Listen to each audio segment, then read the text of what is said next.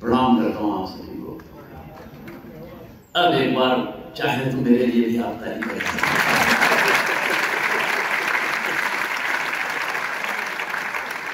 ये जो खड़े हैं लोग इस तरह को इस तरह पर चाहे तो यहाँ बैठ सकते हैं। जो बच्चे हैं वो तो कम से कम आ ही सकते हैं। यहाँ पालकी मार के बैठ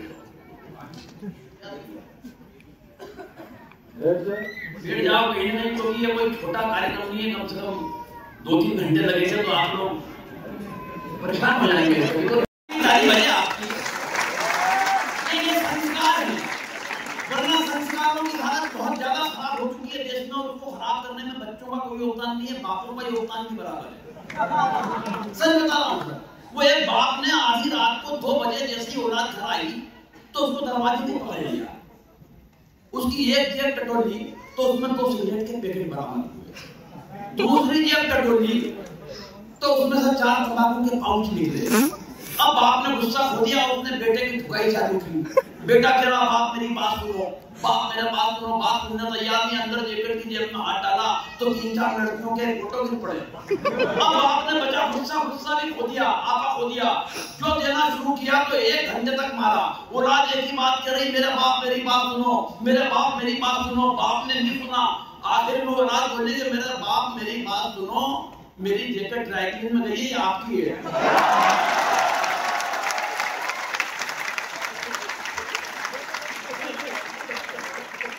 क्या करेंगे संस्कार?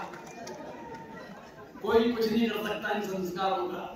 हमारी हालत जैसा कि चिराग भाई ने बताया कि हम धीरे धीरे नीचे भी आएंगे, ऊपर भी जाएंगे। यही संस्कृति है। और आप जिस मस्ती में सुन रहे हैं, मजा आएगा कार्यक्रम का। महिलाओं की विशेष उपस्थिति है, मैं विशेष प्रणाम करता हूँ। महिलाएं अपने पति को भगवान की तरह पूजती हैं, मगर मजाल तो भगवान को कोई दूसरा पूज ले।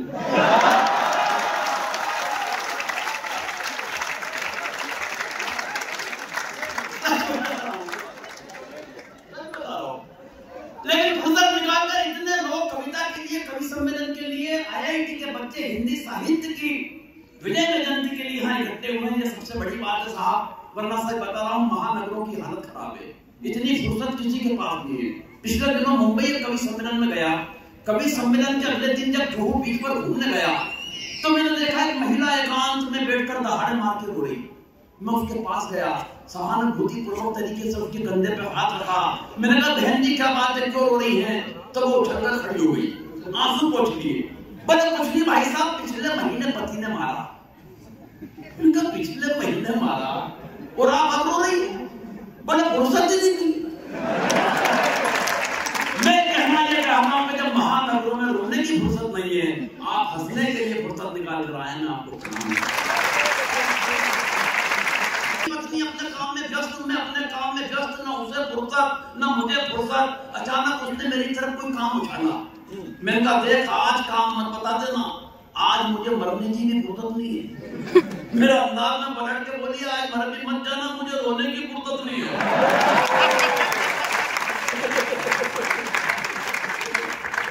क्या करेंगे हम? सच बता रहा हूँ, वो दिन और आज का दिन है। पत्नी पर मैंने कोई कविता नहीं लिखी। पत्नी पर कविता वो लिखता है जो कुंठित होता है, जिसकी अंडरस्टैंडिंग अपनी पत्नी से अच्छी नहीं होती। अंडरस्टैंडिंग के मामले में चिराग भाई में और मेरी पत्नी लाजवाब। क्या अंडरस्टैंडिंग है हम दोनों की? 27 साल हो गए सर शादी को, लेकिन 27 साल की शादी की जिंदगी में उसने कभी मुझसे गंवार, मूर्ख, बेवकूफ, नालायक, पाजी, गधा, जाहिल ऐसे किसी शब्द का इस्तेमाल नहीं किया। कारण अंडरस्टैंडिंग इतनी कमाल की है, इतनी कमाल की है कि बस वो नजर भर देखती है और मैं समझ जाता हूँ वो नजर क्या करेगी।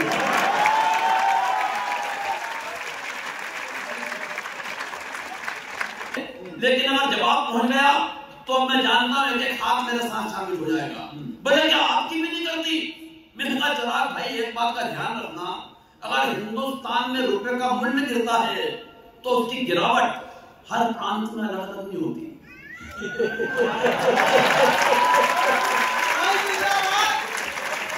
ये बताइएगा IIT में हम खड़े हुए हैं, ये फिर पलट के बोले क्या भाई क्यों नहीं करती? मैंने कहा एक बात ध्यान रखना चिराग भाई, जब कोई लड़की मायके से विदा होकर ससुराल आती है, अपने पिताजी को छोड़ के आती है तो बदले में ससुर साहब मिलते हैं। माँ को छोड़ के आती है, बदले में सासू माँ मिलती है।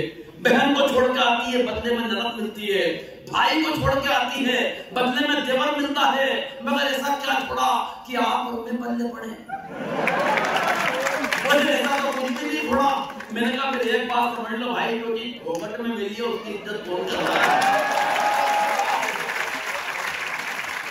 आज वो दृष्टि कल्पना में आता साहब, तो ऐसा लगता है कि वो मांग नहीं थी, वो दरअसल नक्सलियों की एक सुरंग थी। और अब गाड़ी एक हाथ की बजेगी। सुरंग भी वो वाली थी साहब जिसमें मैंने अपने हाथों से बारूद बिछाई है।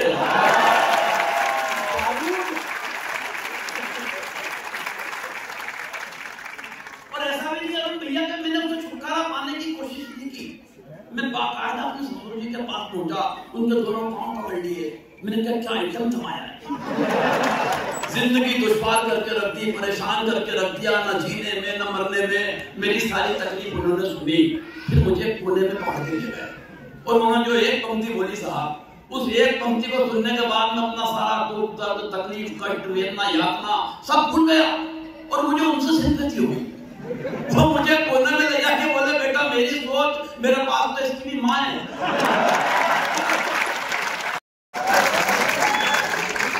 और तालीम बात का बजाना के गेंद भी वो वाली उठा के लाया है जिसमें साथ में 4 टेनिस बॉल मुफ्त में आए।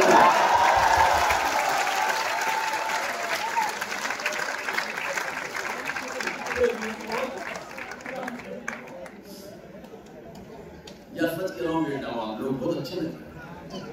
कहीं भी कुछ हो सकता तो कैसे भी बेटा कहाँ बैठेंगे ऐसे क्या? माना दिल में जगह होती है लेकिन दिल में बैठ नहीं सकते। चलाल भाई जब संचालन कर रहे थे तो होली के बारे में बता रहे थे, मुझे मेरी 2 पंक्तियां याद आई। मैं ये समझा रंग मलने के लिए आई है वो। दूसरी पंक्ति पहुंचा कर इस मुगालते में पूरे सदन की चाली चाहता हूं। मैं ये समझा रंग मलने के लिए आई है वो, क्या खबर थी बेवफा के हाथ पीले हो गए थे। पैसे 2 गुने हो जाएंगे। वो बुजुर्ग बोले बेटा मैं उम्र के उस पड़ाव पर हूं कि खेले तक कच्चे नहीं खरीदता। मुझे थोड़ा सा गंग के लिए आपको उसका अच्छा लगेगा। अपराधी को जज साहब ने कहा कि तू तेज रफ्तार में गाड़ी नहीं चला रहा था, इस बात का क्या सबूत है? वो बोला हुजूर ये सबूत कम है कि मैं मेरी पत्नी को लेने जा रहा था।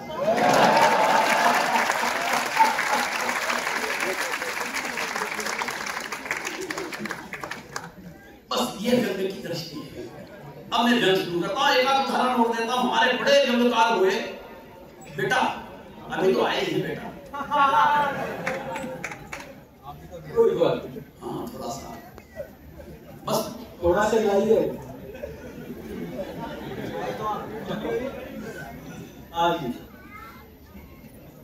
हरिशंकर परसाई जी ने क्या प्यारी बात कही। एक पेड़ पर, अब ये मेरा आखिरी कोशिश है मैं समझाने की, अगर इस पे भी नहीं समझे तो फिर नहीं समझ पाएंगे, फिर नहीं समझा पाऊंगा बस। लेकिन अगर समझ गए तो मैं जानता हूं एक हाथ खाली नहीं रहेगा। एक पेड़ पर उल्लू बहुत बैठते थे। पेड़ रात दिन उल्लुओं से परेशान थे, इनसे कब छुटकारा मिलेगा। एक दिन वो पेड़ कट गया तो उल्लू से छुटकारा उसका हुआ तो वो बड़ा खुश हुआ पेड़ के, चलो यार उल्लुओं से छुटकारा मिला। बाद में उस कटे हुए पेड़ की जो लकड़ियां थी उसकी संसद भवन की कुर्सियां बना दी।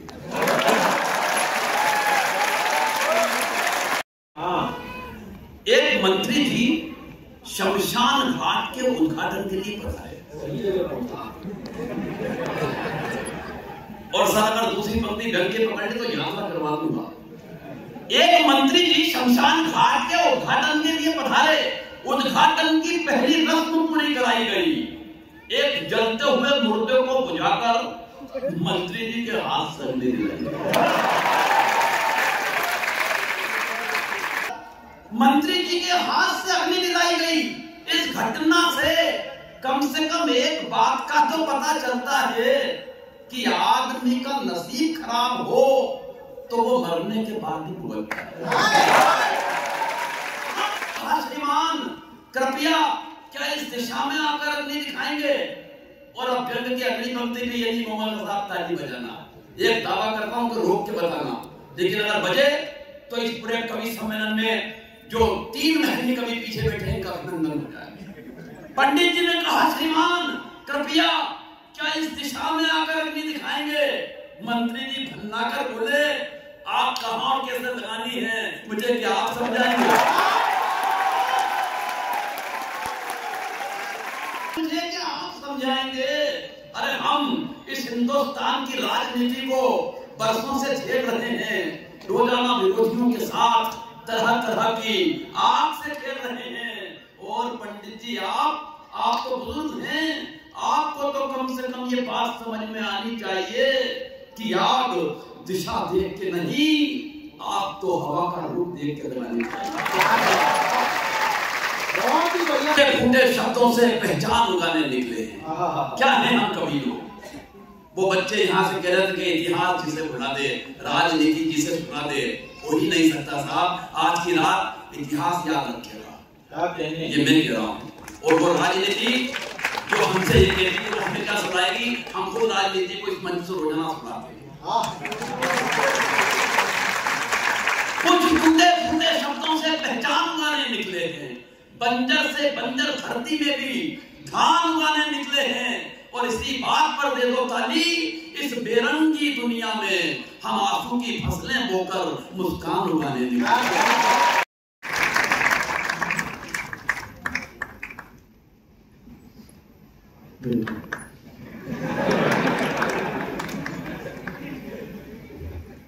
जो आदमी कार्यक्रम के प्रारंभ में शमशान घाट की कविता सुनाई,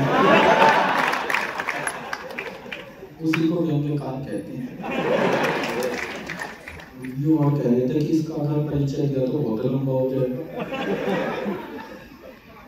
जितना लंबा दिया उससे तो परिचय दे देते।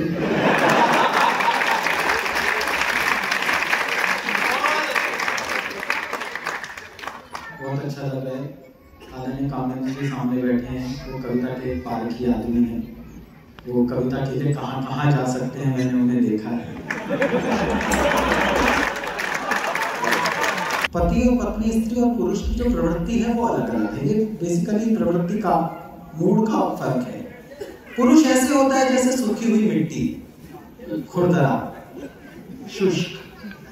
स्त्री ऐसी होती है जैसे बहता हुआ पानी है, सलीम। जब ये पानी और मिट्टी मिलते हैं तो जीवन में बहुत कीचड़ हो जाता है।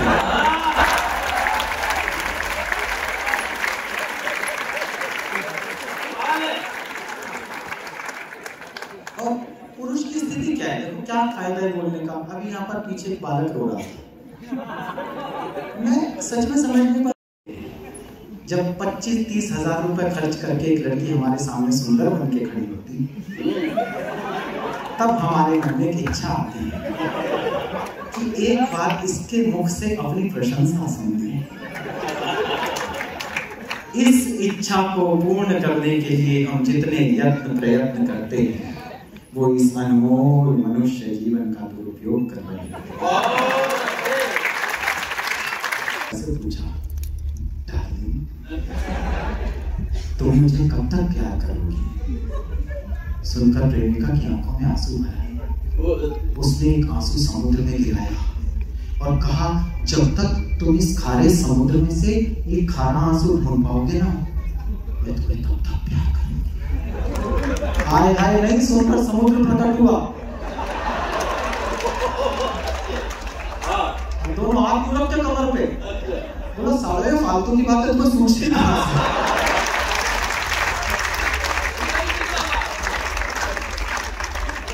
इसलिए चक्करों में प्यार कुछ नहीं है। प्यार उसी बुरी आदत का नाम है जिसके लिए ये भोले भाले लड़के उल्टी शेप बना बना के खुद को चिकना करने का प्रयास करते। बाद में पता लगता है कि वो तो हासिल नहीं हुआ, ये टाइट हो गई। इसलिए इस प्रकार से अपना कोई नुकसान न करना। एक कविता आपको सुनाता हूँ, एक अच्छी कविता आपको सुनाता हूँ। अभी मैंने देखा कि एक बालक जो एंकरिंग कर रहा था, उसने सैफरन कलर का कुर्ता पहना। उसके साथ में जो बालिका खड़ी थी उसने श्वेत वस्त्र धारण कर रखे थे। मैंने वहां हरा रंग ढूंढने की कोशिश की तो पता लगा हरे तो पटाखे थे जो हमने दिवाली पर जलाए। मैंने दीपक से सीखा कि चुप रहकर काम करोगे तो तुम्हारे उजाले की उम्र लंबी होगी। और मैंने पटाखों से सीखा, रुक जाइए, मैंने दीपक से सीखा कि चुप रहकर काम करोगे तो तुम्हारे उजाले की उम्र लंबी होगी। और मैंने पटाखों से सीखा कि जो लोग शोर मचाते हैं उनकी रोशनी ज्यादा देर तक टिकती है। लोग बैठे हैं, इन लोगों के सुरेश जी आज एक विशेष कविता का अनुरोध कर रहे हैं और आदेश कर रहे हैं, मैं वो कविता जरूर सुनाऊंगा आपको। एक कविता सुनाता हूँ सर, हम स्त्री शिक्षा की बहुत बात करते हैं, 3 पंक्ति की कविता सुनाता हूँ। IIT में जब हम आते हैं हमारा मन शरारत करने का करता है, हमारा मन लफासी करने का करता है, लेकिन सच में आप जितना बढ़िया सुन रहे हैं वो सब भी चलेगा पूरे कवि सम्मेलन में। कुछ अच्छा सुनाता हूँ उसको बहुत अच्छे तरीके से सुनना, क्योंकि दायित्व हमारा ही नहीं है, दायित्व आपका भी है। कविता शुरू करता हूँ कि पहाड़ की घुमावदार पगडंडी पर स्कूल जा रही है लड़कियां। आपने अंग्रेजी की कविताएं सुनी होगी, उर्दू की कविताएं सुनी होगी, हिंदी की कविता सुनी होगी। आज मैं आपको एक फिजिक्स की कविता सुनाता हूं और आपसे ज्यादा श्रेष्ठ लोग नहीं है इस कविता को सुनाने के लिए। पहाड़ की घुमावदार पगडंडी पर स्कूल जा रही है लड़कियां, मतलब बचपन में हमें गलत पढ़ाया गया है कि रोशनी सिर्फ सीधी रेखा में जाती है।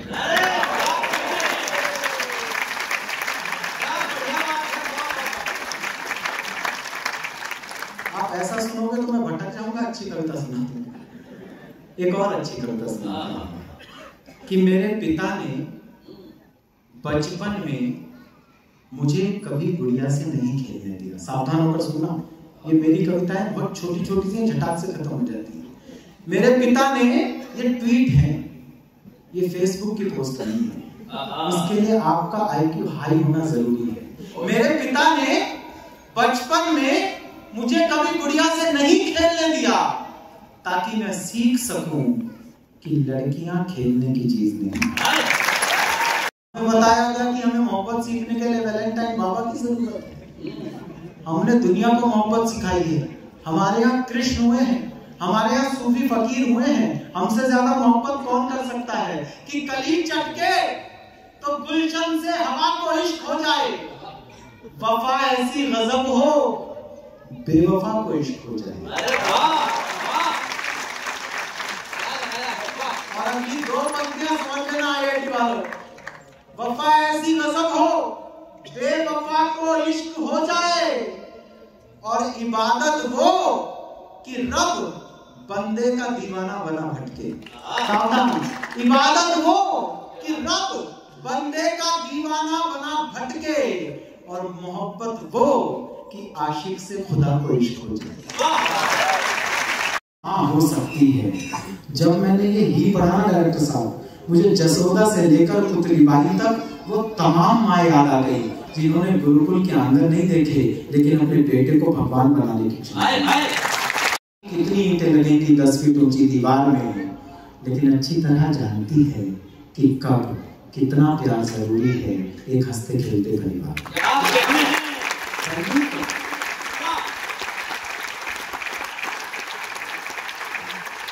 अच्छी तरह जानती कि कब कितना प्यार जरूरी है एक हंसते खेलते परिवार में। त्रिभुज का क्षेत्रफल और घन का घनत्व निकालना उसके लिए स्यापा है, क्योंकि उसने मेरे सीने को ऊनी धागे के फंदों और सिलाइयों की मोटाई से मापा है।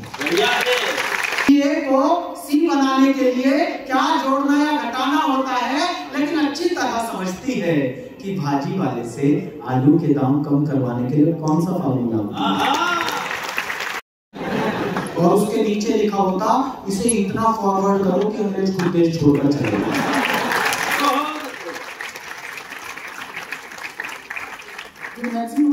अच्छा, आपको देखिए, आप तो तकनीक के लोग, आप लोगों को मैं क्या बताऊं सर, जापान में कोई नया बांध बने तो वो उसकी ग्रेस कैसे बताएंगे कि इसके वाटर रिजर्वियर में इतना पानी स्टोर होता है कि पूरे टोक्यो का इरिगेशन सिस्टम इस पर डिपेंड करता है। अमेरिका वाले ऐसे बताएंगे कि इससे इतनी बिजली उत्पादित होती है कि पूरे वॉशिंगटन को रोशनी में नहलाया जा सकता है। हमारे हिंदुस्तान में जब कोई बांध बनता है, एक वाक्य उसकी भव्यता बताने को काफी होता है। यो टूट गया तो दिल्ली तक पानी मिला। मैं सीख सकूं कि लड़कियों के साथ खेलो, लड़कियों से मत खेलो।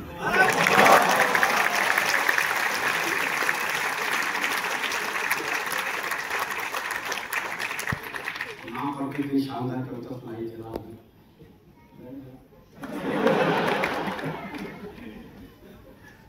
हमारे यहाँ इस संबंध पे हास्य रस्मी है। वो एक 22-23 साल का लड़का जी जबरदस्त बारिश में तड़बतर भीगा हुआ हलवाई की दुकान पे पहुंचा। बोला 10 रुपए का दही दे दे। तो हलवाई ने पूछ लिया, भाई तेरा ब्याह हो गया? और बोले तू क्या सोचा इस तूफान में मेरी माँ बेचेगी मैं दही? बोले तू हर खेलता रहता है, बड़ा होकर क्या बनेगा? बोले मैं बड़ा होकर बनूंगा डॉक्टर। अरे बोले डॉक्टर के लिए बहुत पढ़ना पड़ता है, अंग्रेजी पढ़नी पड़ती है, बहुत पढ़ाई करनी पड़ती है। बोले मैंने तैयारी कर रखी है। क्या तैयारी कर रखी है? उसकी तैयारी देखिए आप। बोले मैंने तैयारी कर रखी है। बोले क्या तैयारी कर रखी है? आई एम सॉरी, हम उसे नहीं बचा पाए।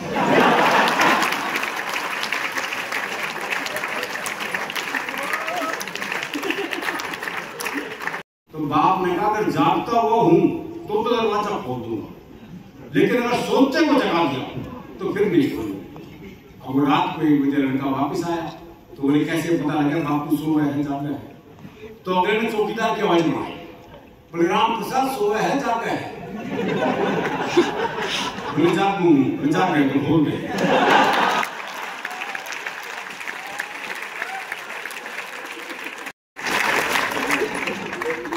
वो बाप ने अपने 8 साल के बेटे से कहा, बोले तेरी दादी का बर्थडे आ रहा है, तो दादी को क्या गिफ्ट देगा? बोले मैं दादी को दूंगा फुटबॉल। बोले तेरी दादी 80 साल की फुटबॉल क्या करेगी? बोले क्यों?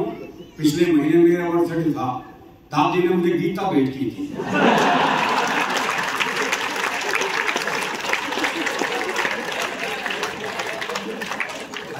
आदमी को हास्य के लिए जाना चाहिए। बोले बहुत काम है, छुट्टी नहीं मिल सकती। बोले छुट्टी तो मैं लेकर आऊंगा। बोले अच्छा एक सवाल का जवाब दे दे, छुट्टी दे दूंगा।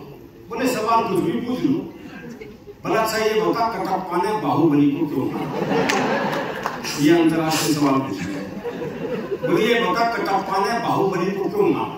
बोले हो सकता है बाहुबली ने कटप्पा को छुट्टी देने से मना कर दिया।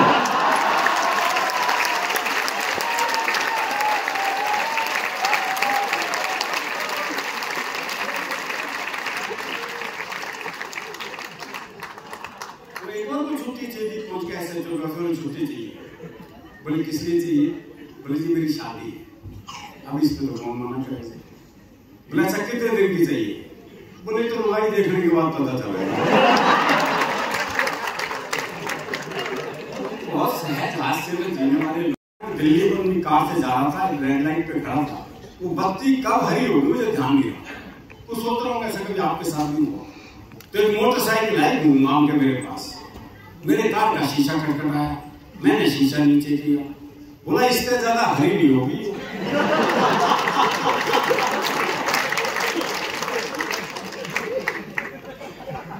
इसके लिए फुर्सत जरूरी है। वो एक रिक्शे वाले की आवाज थी, बोले खा लिए? बोले हाँ। बोले आपने ताश खेलते?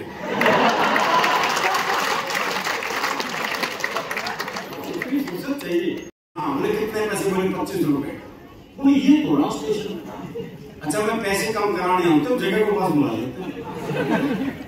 बोले ये थोड़ा स्टेशन। रिक्शे वाला बोला आप नीचे कर ले, मगर रेल के नीचे आ जाना।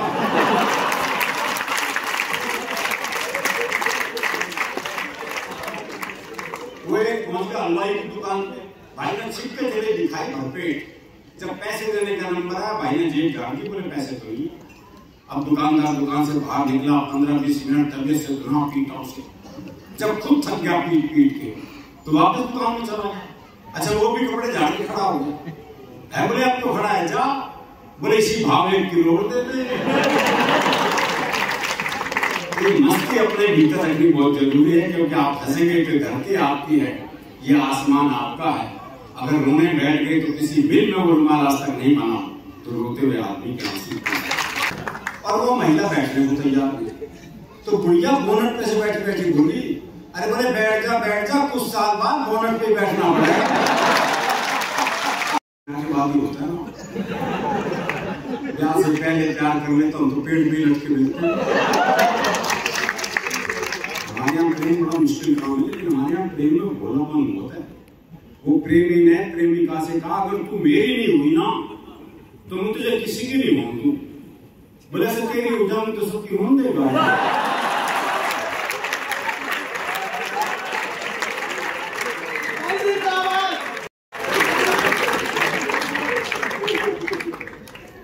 दरअसल क्या मन का साफ होता है। तो पहले वकील ने पूछे, बोले ताई को जाना है? वो जानू गुलाब सिंह का छोरा है, एक नंबर का झूठा। फिर लुगाई तो छोड़ के चली गई। बेचारा वकील सामने रह गया, उसने दूसरे वकील की तरफ इशारा कर दिया, और ताई से जाना है? अच्छी तरह जानू करने का छोरा है, एक नंबर का ये आश। तेरी लुगाई से इसका चक्कर था।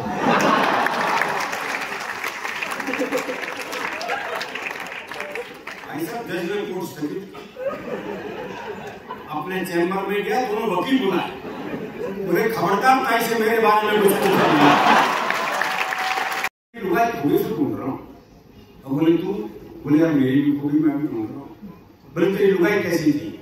बोले यार 5 फुट 4 इंच उसका पैर, गहरा बदन, गोरा रंग, गुलाब जैसे होठ, बहुत ही सुंदर थी। तेरी कैसी थी? बोला मेरी मैं छोड़िया, तेरी ढूंढ।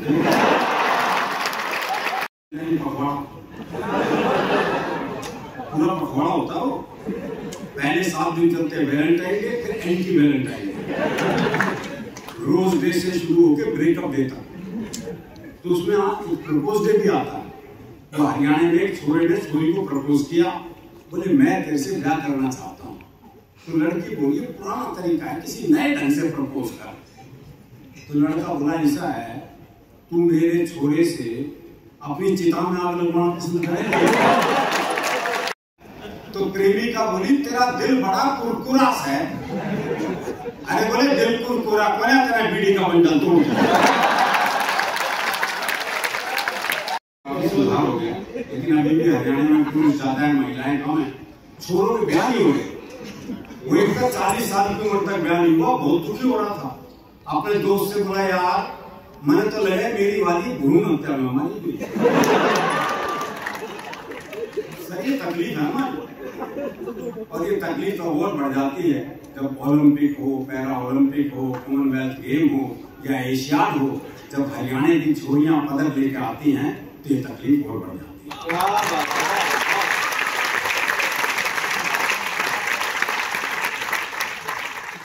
जब प्रेम की बात चली तो एक हास्य रस की प्रेम कविता आपको सुनाता हूँ। हास्य रस की प्रेम कविता? हाँ, हरियाणा में तो यही हास्य रस में हो, हम दूसरे रस में जी नहीं सकते।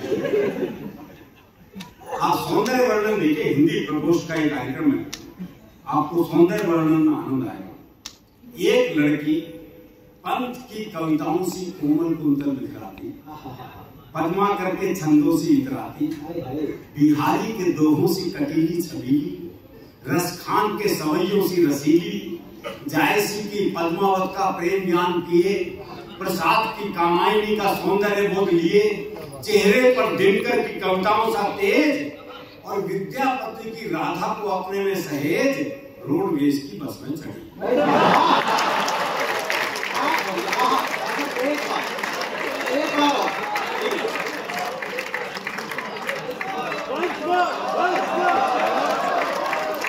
आपको बताऊं, खुर्जा के आसपास जो रामलीलाएं होती है ना, उसमें पंडित जी मंच पे खड़े होते हैं, वो बताते रहते हैं रावण तू ये कहे, अंगद तू ये कहे। तो रावण अंगद संवाद चल रहा था, पंडित जी ने अंगद से कहा, अंगद तो रावण से कहे कि हे रावण, तेने सीता का हरण करके ठीक नहीं किया। सीता माँ जगत जननी है, वो हम सबकी माँ है। राम साक्षात विष्णु के अवतार है। अभी भी समय है, तू चेत जा और माँ सीता को वापस लौटा दे। अगर तेने ऐसा नहीं किया तो मेरी खैर नहीं। अब इतना लंबा डायलॉग अंगद बोल लिया। बोला हे रावण, जैसे पंडित जी कह रहे हैं वैसा वैसा।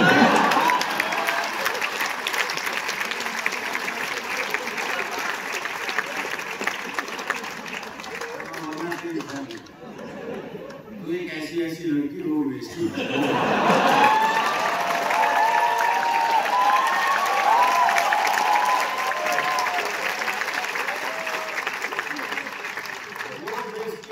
चढ़ी, अचानक ब्रेक लगी और एक लड़के की गोद में जा पड़ी।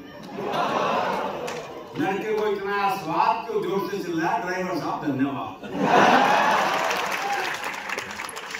लड़की बोली फालतू मत चिल्लाओ, उधर को सड़को, अजीब बेवकूफ है, तेरे ऊपर गिरी मैं और धन्यवाद ड्राइवर।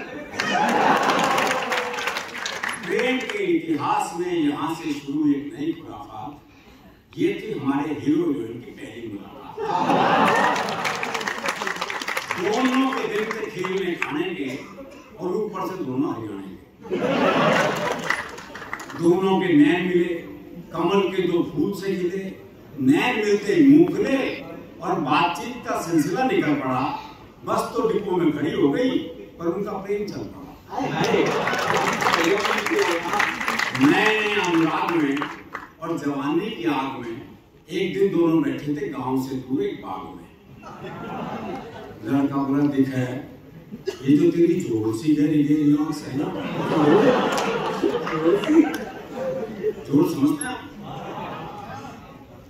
इसको नहीं पता होता, तालाब वाला नहीं होता वो जिसमें भैंस नहाती है। हरियाणा में झील और तालाब कहाँ चलाओगे? ये तो तेरी जोर सी गहरी गहरी आंख से ना, जी करे से मैं डूब जाऊं, पर मैं क्या करूं, मैं तो बापू से पहले गई थी, मैंने तैरना मत सीखा। तैरना तो एक बलास है, तेरी आंख देख के पता चला डूबना भी कला से।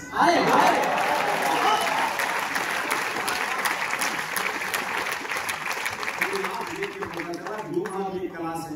मावस की रात जिसे तेरे गाल और पूर्णमासी की चांदनी बिखेरते तेरे बाल। लड़की बोली रही क्यों आकाश से बात दरिया से, बाल की जगह गाल और गाल की जगह बाल दरिया से।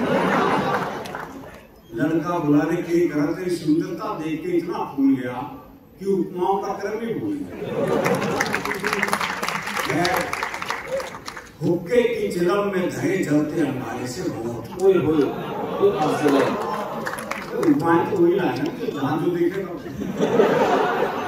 हुक्के की चिलम में धरे जलते अंगारे से होठ, बोले तो विस्फोट, ना बोले तो दाढ़ जो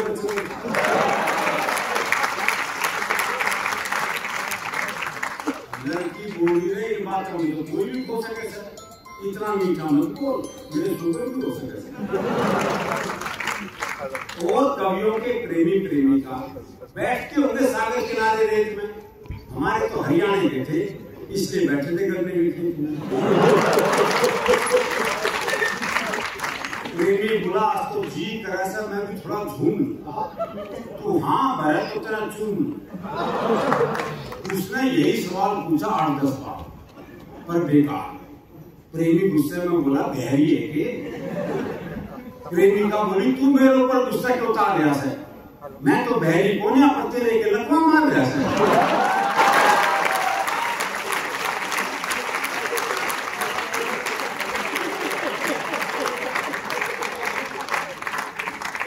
एक में जब उनके विचार हो गए रंगीले से तो उन्होंने अपने आप को रोका, बोले कल से यहाँ नहीं मिलेंगे, कल से मिलेंगे टीले पे। अगले दिन लाठी खड़खड़ाता हुआ प्रेमी आया लंगड़ाता हुआ, प्रेमिका देखकर मुस्कुराई, बोली आज तो बोल रहे यार ऐसे। मना लगा माँ से हमारे ब्याह की बात करके आ रहा। प्रेमी बोला हाँ मैंने माँ से बात करी थी, पर के करूं माँ ने बापू से बात कर दी और बापू ने 2-4 पहलवानों से बात कर दी और उन्होंने 10 मिनट में मेरी हालत कर दी कि माँ ने लाठी मेरे हाथ में कर दी। मना लगा यही लोग तेरे घर में भी खिलेंगे। प्रेमिका बोली फिर तो टीला भी छोड़, अगली बार अस्पताल नहीं मिलेंगे। अगली बार अस्पताल नहीं मिलेंगे क्योंकि मेरा भाई भी तेरे से बात करेगा। प्रेम कथा और परवान चढ़ी तो जिस तरह से आगे बढ़ी, प्लास्टर चढ़े थे पांव पे, पट्टी ललाट पे, दोनों पड़े थे अस्पताल की टूटी खाट पे। आगे के दृश्य घनघोर प्रेम से भरपूर रहे थे। एक एक आंख पट्टी बंदी थी, फिर भी एक दूसरे को बोल रहे थे। तब यहाँ हमके दोनों के माँ बाप रिश्तेदार बोले, मान लो गई ईद भी करके सो आंखें चाह।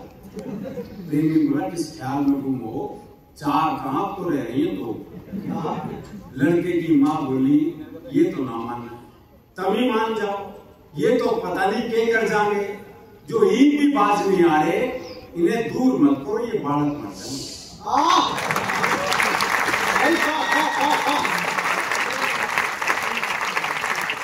दूर मत करो, ये बालक मर जाएंगे।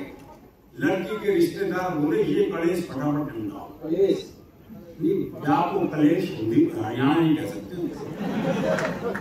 बोले ये कलेश फटाफट निमटाओ, चलो बाहर में आओ, खत्म करें इनका राग, बाहर चौकीदार का प्रयास है आग।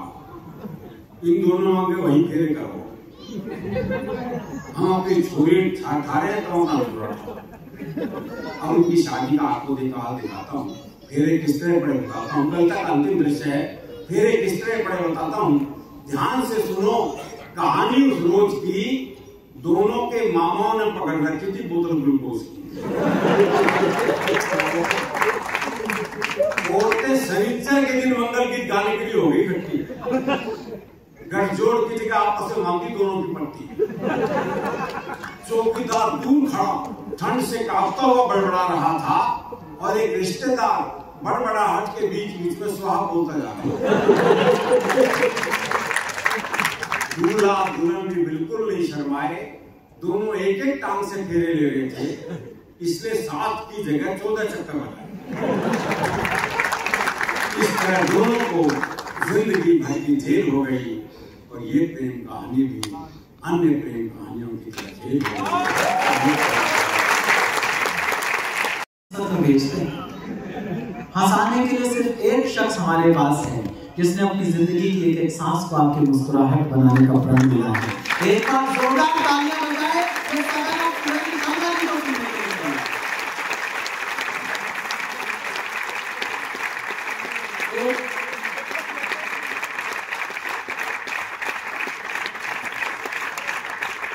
हमने ये तय किया है कि अब कुर्सियों पर उन्हें बैठाया जाएगा जो हंसाना जानते हैं।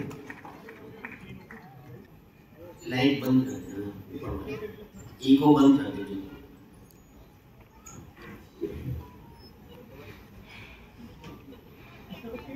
आपने देखा, चापलूसी राजनीति में नहीं होती, साहित्य में भी होती है।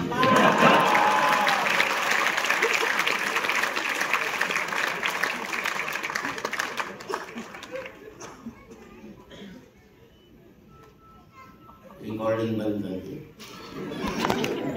आज रिकॉर्ड करके कल अपनी लुगाई को हंसाएगा।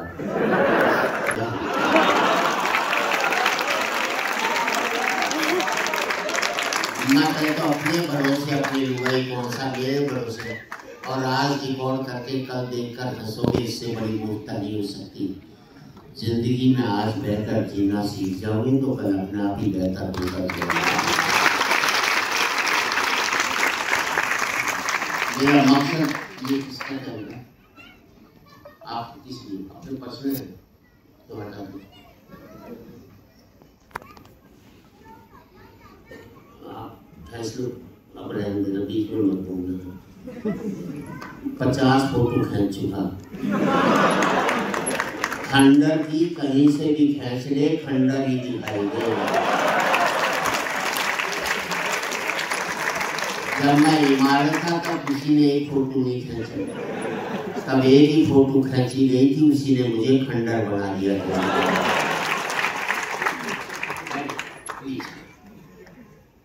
मैं थोड़ी जानकारी आपको बता दूं, मुझे वरदान मिला है, वो अगले जन्म में घर घर जाकर ताली बजाता है।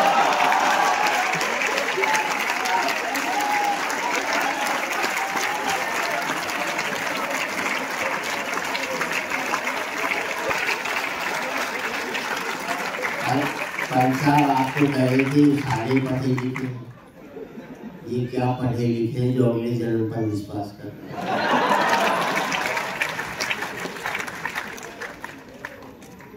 सुनोगे तो ज्यादा ध्यान अच्छा रहेगा। निकाल दिया इसको उतार कर नीचे। मैं थोड़ी टिप्स दे देता हूँ आपको, क्योंकि मैं सबसे कम उम्र का हूँ। हंसने की बात नहीं है, मैं बची हुई उम्र की बात करता हूँ, खर्ची हुई उम्र की बात करता हूँ। संपत्ति वो नहीं होती जो हमने खर्च कर ली है, संपत्ति वो होती जो हमारी बची हुई होती है। बची हुई उम्र की संपत्ति मेरे पास सबसे कम है, इसलिए सबसे कम उम्र का हूँ। वैसे भी कब पता ही नहीं लगता बच्चा रो रहा है कि पति रो रहा है।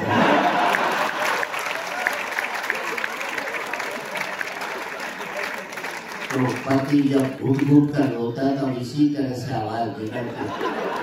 हंसने की बातें मैंने कई बार अपनी सुनी है ना, मुझे मालूम नहीं है।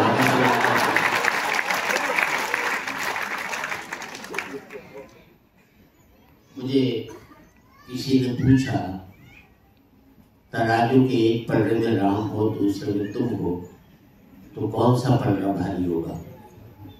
मैंने कहा मेरे वाला होगा। बोले कैसे होगा? मैंने तराजू के एक पल्ले में राम होगा, दूसरे में मैं होगा, और मेरे भीतर बैठा हुआ राम भी होगा।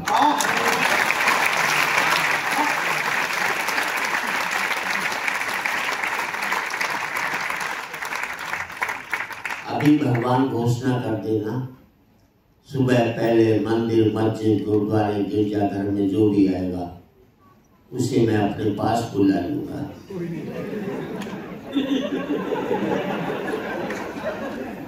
खाली हो जाएंगे सब।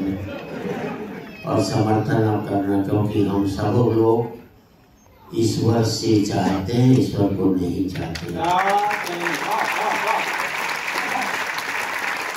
हम सब लोग धर्म को मानते हैं, धर्म की नहीं मानते।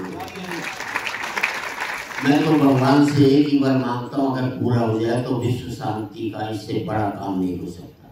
एक ही काम कर दे भगवान, जो दो देश आपस में लड़े उसके एक एक नेता को अपने पास बुला ले। एक युद्ध नहीं हो सकता। ट्रम्प सोचेगा कहीं मुझे नहीं बुला ले, पुतिन सोचेगा कहीं मुझे नहीं बुला ले। बस एक काम करते और कुछ नहीं। आप सबसे इतना ही कहना चाहता हूँ, कब तक जिए ये महत्वपूर्ण नहीं है, कैसा जिए ये महत्वपूर्ण है। एक्सरसाइज करो, कभी मत करना, उम्र कम हो जाएगी आपकी। घोड़ा दौड़ता है 20 साल जिंदा रहता है, अजगर पड़ा रहता है 1000 साल जिंदा रहता है। भगवान ने जितनी सांसें दी है उतनी लोग उससे ज्यादा एक नहीं ले सकते। मानते हो कि नहीं? आप मानते हो तो फिर ये बात भी मान लेना, जब आप दौड़ोगे तो जल्दी जल्दी सांस लोगे, जल्दी जल्दी छोड़ोगे। घर में चुपचाप पड़े रहोगे, धीरे धीरे सांस लोगे, धीरे धीरे छोड़ोगे। ज्यादा कोई लोग ताली बजा रहे तो बहुत नहीं मानते। वो हरियाणा में बाप ने बेटे से कह दिया कल तेरा रिजल्ट आ रहा है, फेल हो जाए तो मुझे अपना बाप मत कहिए। छोरा बोला ठीक। अगले दिन बेटा है, बाप ने पूछा क्या रिजल्ट? बोले छोड़ना राम प्रसाद क्या करेगा। इसलिए कहते हैं बाप की बात नहीं। अच्छा, हमें अपने बेटों पर 100% कॉन्फिडेंस होता है, आपको 60-70, हमें 100।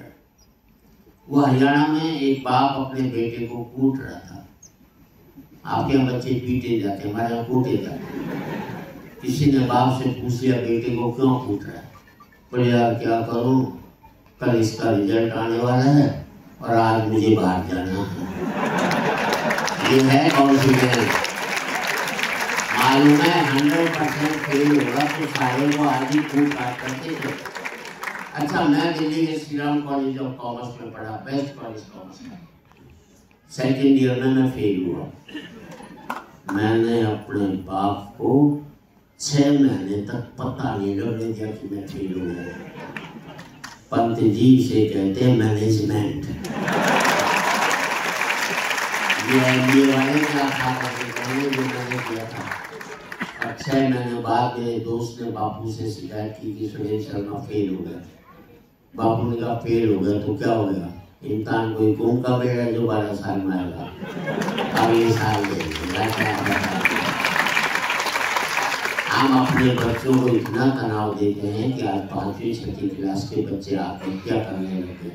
हमने उनका बचपन मार करके रख दिया। इससे बड़ा अपराध कभी भी नहीं कर सकते।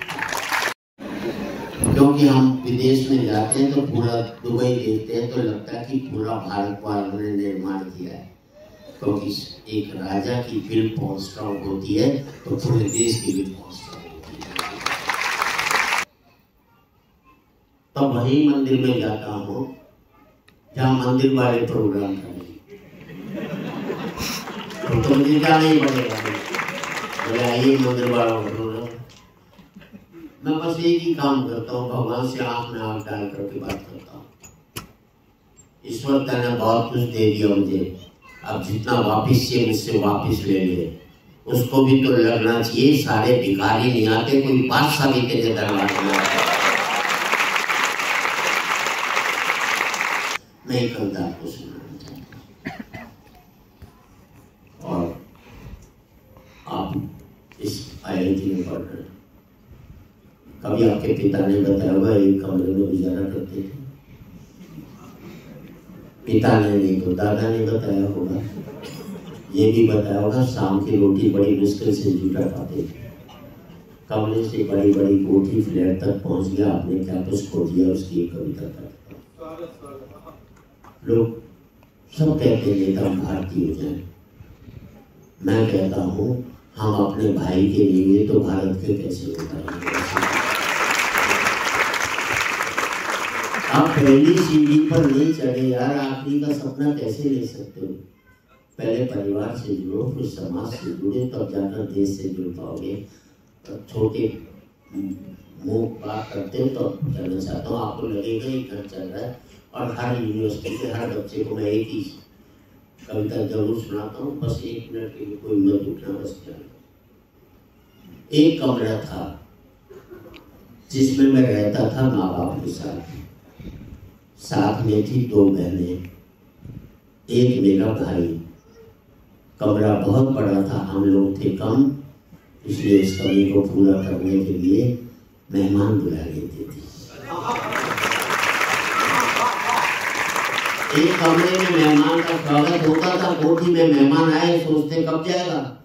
उर्दू के एक शायर ने कहा, एक वक्त था सोचता था मैं मेहमान कोई आए तो खाना खाऊं, लानत इस दौर पर सोचता हुआ यह शख्स चला जाए तो खाना खाऊं।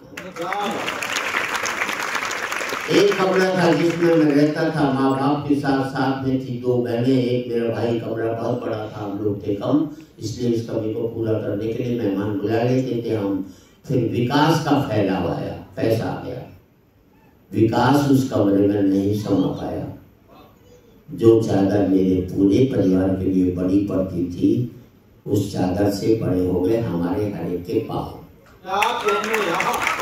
अपनी जवान पीढ़ी को कहना चाहता हूँ, अपनी इच्छाओं को सीमाओं में बांधे रखिए, वरना ये 100 गुनाहों में बदल जाएंगे।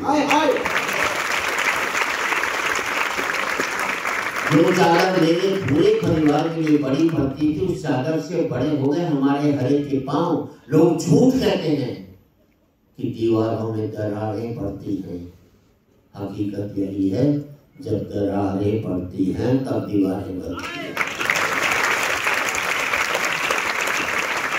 लोग झूठ कहते हैं कि दीवारों में दरारें पड़ती हैं, हकीकत यही है जब दरारें पड़ती हैं तब दीवारें बनती हैं। पहले हम सब लोग दीवारों के बीच में रहते थे, अब हमारे बीच में दीवारें साथ रहता था। माँ बाप मेरे साथ रहते हैं।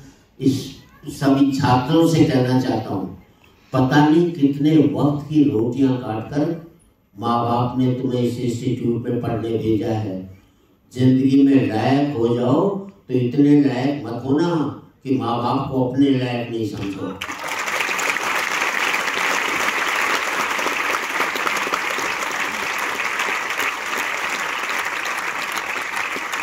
पहले में माँ बाप के साथ रहता था, माँ बाप मेरे साथ रहते हैं। और याद रख लेना, बाप बेटे के दो ही जगह हाथ मिलने चाहिए। एक तब जब बेटा छोटा हो, वो चल नहीं पाए तो बाप उसका हाथ पकड़ करके ले जाए, और एक तब जब बाप बूढ़ा हो, चल नहीं पाए तो बेटा उसका हाथ पकड़ के। पहले मैं माँ बाप के साथ रहता था, माँ बाप मेरे साथ रहते हैं। और हकीकत ये, आज की तारीख में हमारा पता तो एक रहता है, लेकिन हमें एक दूसरे का पता नहीं रहता। घर नहीं हो गया, होटल के कमरे हो गए, जिसका जब मर्जी आ जाए, जिसका जब मर्जी आए चला जाए यहाँ से। पहले मैं माँ बाप के साथ रहता था, माँ बाप मेरे साथ रहते हैं।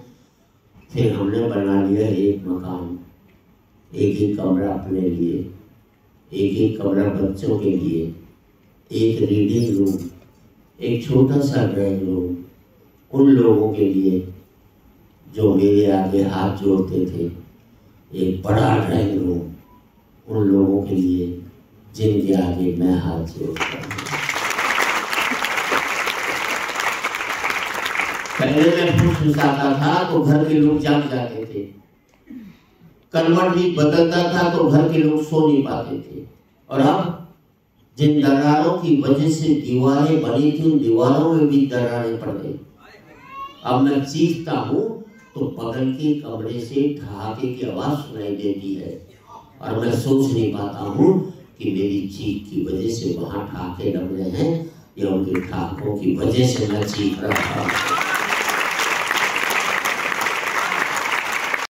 तो फर्क होता ही है, फर्क इतना ही है कि तुम प्यासे के पास जाती हो और प्यासा मेरे पास आता है। तुम ऊपर से नीचे की ओर जाती हो और मीठे से खारी हो जाती हो, मैं नीचे से ऊपर की ओर आता हूँ, इसलिए मीठे का मीठा ही रहता हूँ।